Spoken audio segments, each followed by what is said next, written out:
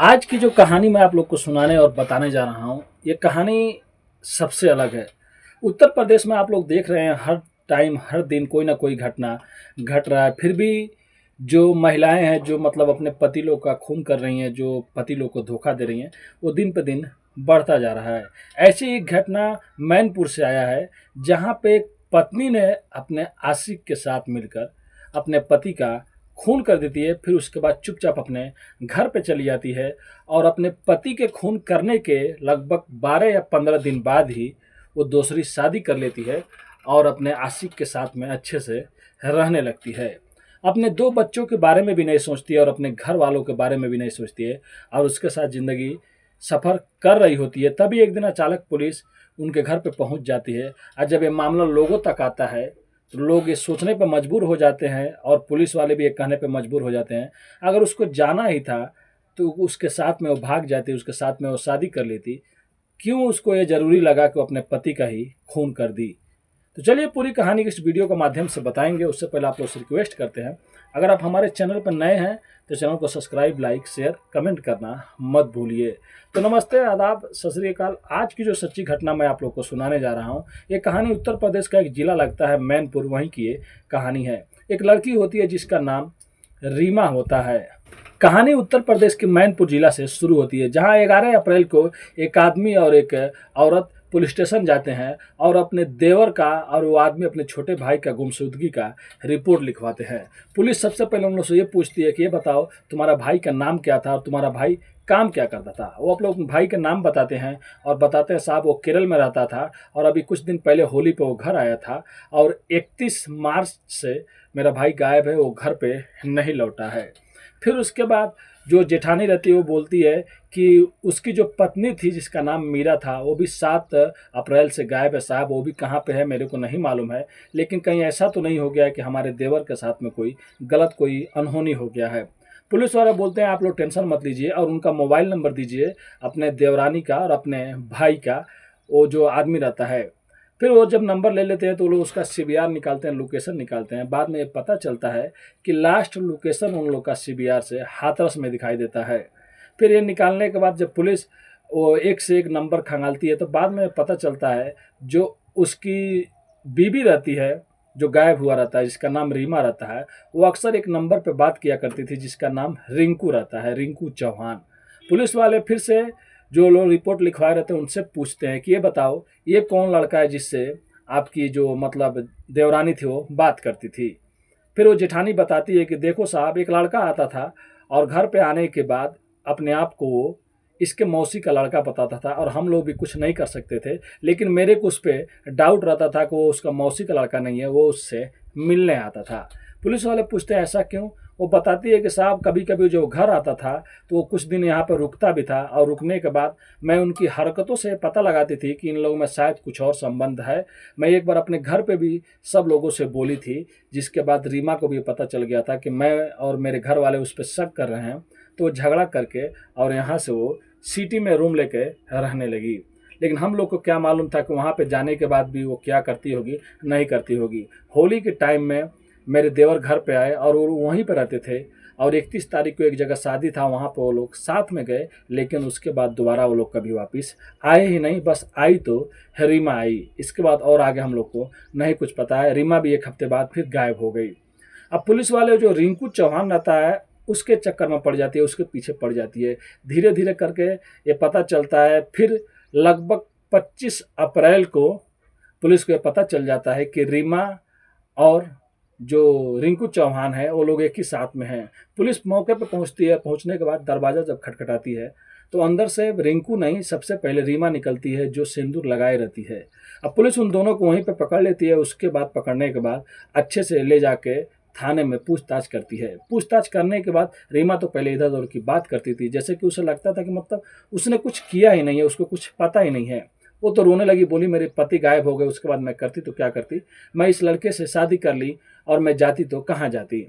फिर पुलिस वाले को बात खटक रही थी कि मतलब पति के गायब होने के कुछ दिन बाद कैसे कोई शादी कर सकता है। फिर पुलिस ने अच्छे से उन लोगों से पूछताछ की जब अपने तरीके से, तब उन लोग अपना जबान खोलने लगे। तब रीमा बताती है कि मैं घर में अकेली पड़ी रहती थी और मैं काम काज करने के बाद फेसबुक और इंस्टाग्राम चलाती थी। इंस्टाग्राम पे मैं कभी कभी कोई पोस्ट भी डाल दिया करती थी। उसी में रिंकू चौहान जो था वो इटावा का रहने वाला था, कभी कभी वो लाइक और कमेंट भी किया करता था। धीरे धीरे हम लोगों में दोस्ती हो जाता है फेसबुक और इंस्टाग्राम के जरिए, और बाद में हम लोगों में प्यार हो जाता है। अब रिंकू चौहान जो रहता है वो बोलने लगता है कि देखो यार, मुझे तुमसे मिलना है और तुमसे बात करना है, तुमको देखना है। तो मैंने उससे कहा कि देखो, इस जन्म में ये नामुमकिन है, क्योंकि मैं शादीशुदा हूँ और मेरे 2 बच्चे भी हैं और मेरा पति भी है। तब रिंकू चौहान बताता है कि तुम्हारा पति तो केरल में रहता है, वो कभी कभी आता है, क्यों नहीं हम उससे पहले शादी कर लें, और वो जब घर पे आएगा तो मैं तुम्हारे घर पे नहीं आऊँगा, उससे पहले मैं तुम्हारे घर पे आऊँगा, और कोई पूछेगा तो तुम बता देना ये मेरे मौसी का लड़का है, और मैं भी यही सब बता दूंगा।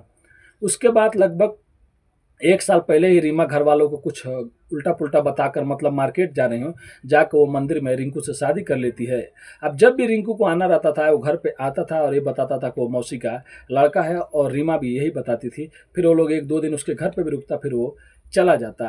अब एक दिन ऐसा हुआ होली के टाइम में, जो रीमा का पति जो केरल में काम करता था वो वापिस मैनपुर आ जाता है, और मैनपुर आने के बाद पूरा बैग उग लिया रहता है। जो पत्नी रीमा रहती है वो उससे पूछती है कि आखिर में तुम पूरा बैग लेके क्यों चले आए। तब वो बताता है कि देखो रीमा, मैं बच्चों और तुम्हें छोड़कर केरल में नहीं रह सकता हूँ, अब मैं कोई और काम मैनपुर में ही कर लूँगा, और तुमको और तुम्हारे बच्चे को साथ में, मतलब हम लोग एक ही साथ में रहेंगे। अब रीमा को ये बात खटक गई, और जो उधर रिंकू चौहान था उसको भी ये नागवार गुजरी कि अब हम लोग मिल नहीं पाएंगे, और वो भी शादी कर ली थी, और बेचारा जो उसका पति था उसको कुछ पता ही नहीं था। अब ऐसे कर करके वो लोग एक प्लानिंग किया, और प्लानिंग करने के बाद 31 मार्च को एक शादी था, शादी में ये लोग जो गए, रीमा और उसके पति, और जाने के बाद शायद ये लोग वापस आ रहे थे कि क्या कर रहे थे। फिर रीमा वहाँ पे बहाना बनाती है और बोलती है कि क्यों नहीं हम लोग एक फ्रिज और कूलर ले ले, गर्मी अब बढ़ने वाली है। बेचारा पति उसकी बातों में आ जाता है और कहता है कि चलो ले लेंगे। फिर वो बताती है कि एक मेरा मौसी का लड़का है और उसकी अच्छी खासी जान पहचान है, उसकी दुकान भी है, वहाँ से हम लोग कम पैसे पे ले लेंगे।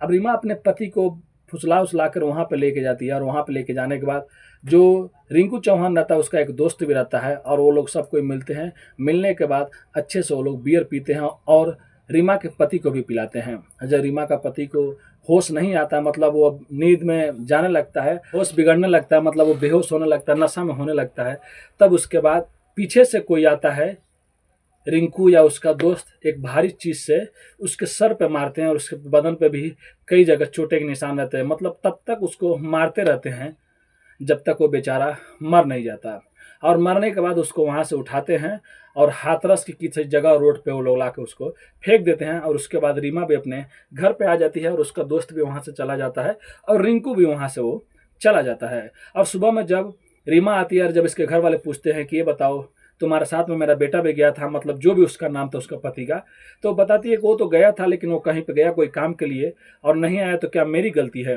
अब घर वाले इंतजार में करने लगते हैं कि शायद कहीं पे वो गया होगा और कुछ घंटों में लौट के वो आ जाएगा।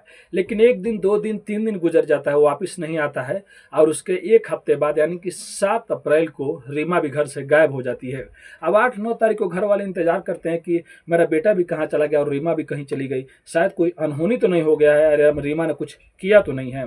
उसके बाद जाको 11 अप्रैल को उसके मतलब रीमा का जेठानी और उसका मतलब जो भसुर लगता है वो लोग रिपोर्ट लिखवाएं, यानी कि उसका भाई रिपोर्ट लिखवाते हैं कि मेरा भाई कहाँ पे है।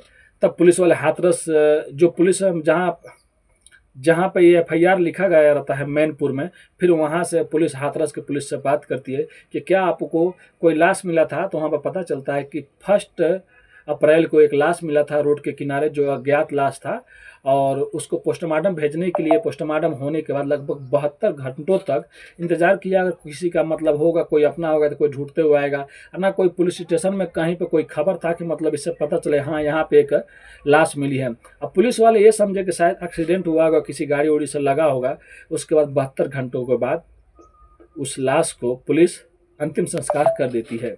अब आप लोग सोच सकते हैं जिसके घर वाले थे, जिसके सब लोग थे, उसका एक अंतिम संस्कार पुलिस वालों ने किया, मतलब लावारिस लाश समझकर। उसके बाद पुलिस उस रीमा को भी वो गिरफ्तार कर लेती है और उसके जो आशिक रहता है रिंकू चौहान, उसको भी जेल में भेज देते हैं और उसके दोस्त के पीछे अब पड़े हैं, जिस दिन वो भी पकड़ा जाएगा उसको भी जेल में शायद भेज दिया जाएगा। तो देख सकते हैं आए न आए दिन एक से एक घटना हो रही है। अभी आप लोग देखे थे जो मेरठ में मुस्कान ने किया था, फिर उसके बाद औरैया ने एक और लड़के का साथ में किया था, तो शादी के 15वें दिन मौत के घाट उतार दिया था। फिर एक देवरिया में भी सुनने को आ रहा था, जहाँ पे 10 साल कितना साल हो गया था, लेकिन पता ही उसका पति दुबई से घर पे आया, लेकिन उस रजिया सुल्ताना को ये नागवार गुजरा और अपने ही आशिक के साथ मिलकर उसका मर्डर करती है और लगभग 60-65 किलोमीटर दूर ला के सूटकेस में फेंक देती है। तो ये कहानी सुनाने का उद्देश्य किसी का भी दिल दुखाना नहीं है, बस आप लोग को सचेत करना है और आप लोग को जागरूक करना इस कहानियों के माध्यम से, क्योंकि अगर आप लोग गलत करेंगे तो गलत का नतीजा गलत ही होता है और कानून से कोई बच नहीं सकता है। तो जाते जाते आप लोग से रिक्वेस्ट करता हूं कि चैनल को सब्सक्राइब, लाइक, शेयर, कमेंट करना मत भूलिए, क्योंकि आपका भाई भी अभी बाहर में है और यहाँ पे गाड़ियाँ ज़्यादा चलानी पड़ती है, टाइम नहीं मिलता है। आज संडे है तो लगभग शाम के टाइम में गाड़ी में ही बैठ के वीडियो बना रहा हूँ, क्योंकि यहाँ पर रूम में बहुत से लोग हैं और सब चीज़ देखना पड़ता है ज़िंदगी में। तो बस आप लोग से रिक्वेस्ट है, वीडियो को शेयर, सब्सक्राइब, लाइक ज़रूर करें, अपने भाई को सपोर्ट करें। Thank you.